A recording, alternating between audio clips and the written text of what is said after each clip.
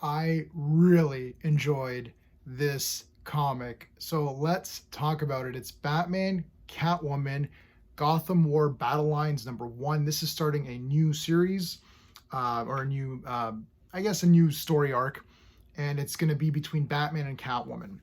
I really like this a lot. So let's break it down using my space system. So story, pacing, artistry, characters, enjoyment. For the storyline, I'm giving it a 2 out of 2. Basically, crime has gone down. So there's that whole night terrors thing. Batman was out of action for a little bit. He's back, and he's got the new hand and all that as well. Now, I haven't read Batman in a while, but I'm definitely going to go back and read all of Chip Zdarsky's run. I had a chance to meet Chip when he was doing Spider-Man. He's a great guy, talented writer. Very excited for this Batman run. To be honest, wasn't even really paying attention. I didn't know he had taken over yet. So it's already been a year. So I'm like literally a year behind. I grabbed this on a whim because I thought it might be kind of fun. I actually read Batman 137, and there's a review for that as well. Take that review and probably add one more point to that review. So if I gave it an 8 or a 9 or whatever, you may as well give it an extra point, because reading this really made the other one better. So this is part 1. Batman 137 is part 2. Storyline 2 out of 2. I'm giving it a perfect score for storyline. So basically, Catwoman has gotten the henchmen of all of these criminals. So like Riddler's guys, like Two-Face's guys, Mad Hatter, right, whatever. All of the henchmen who are kind of forced to work for these nut jobs because they just can't make ends meet, or they're down in their luck or whatever. She's trained them to be kind of elite cat burglars so they can steal from the rich, and the middle class and the poor don't get hurt.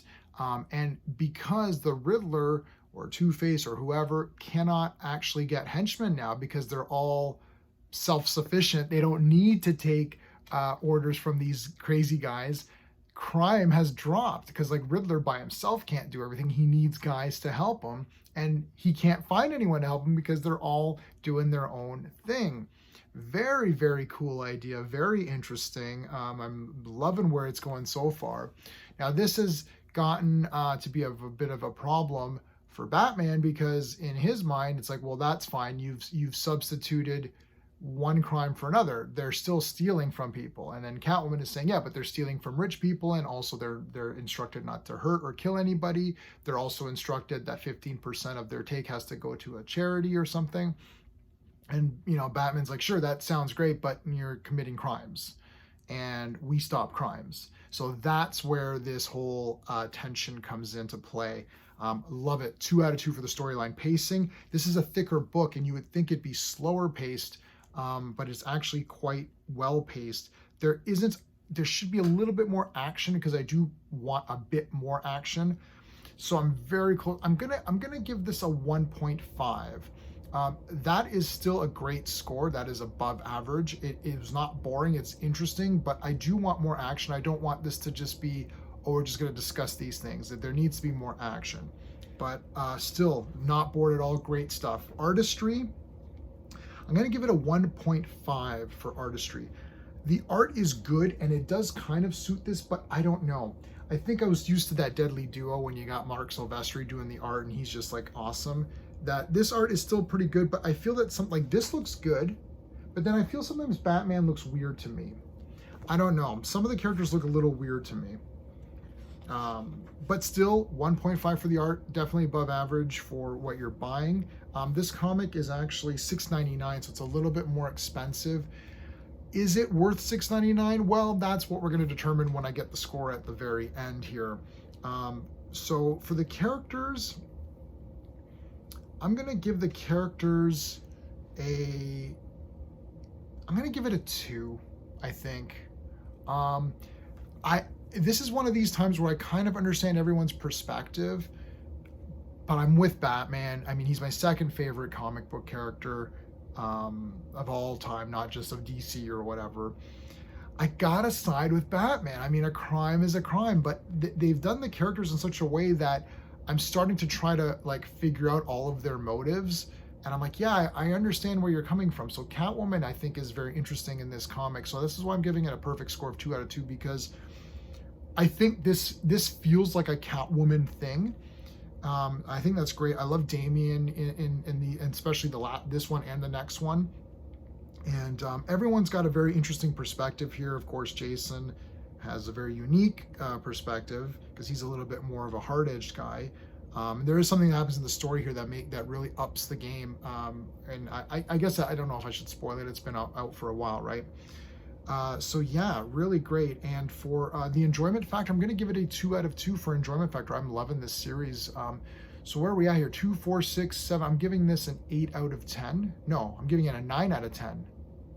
2, 4, 6, 7, 9 out of 10. 9 out of 10. If you gave this a 10 out of 10, I would not argue against you.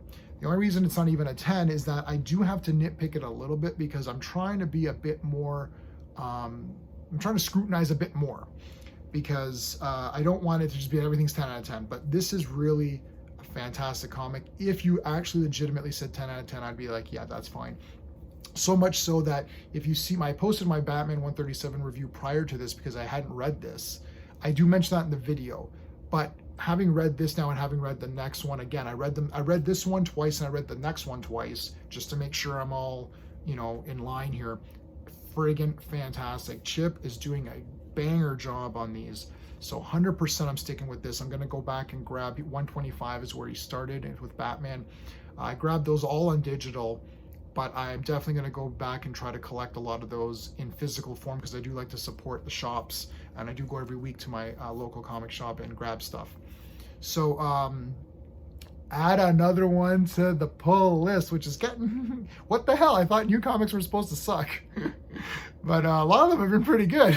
So I don't know, maybe this Donna DC thing, maybe this goes picking everything up. So that is it, guys. I need to remind everybody to please like and subscribe. YouTube is weird. I know everyone hates saying this and everyone hates hearing it, but it's super important that if you do like a channel, not even just mine, but just any channel, that you do actually subscribe and like and comment and engage as much as you can.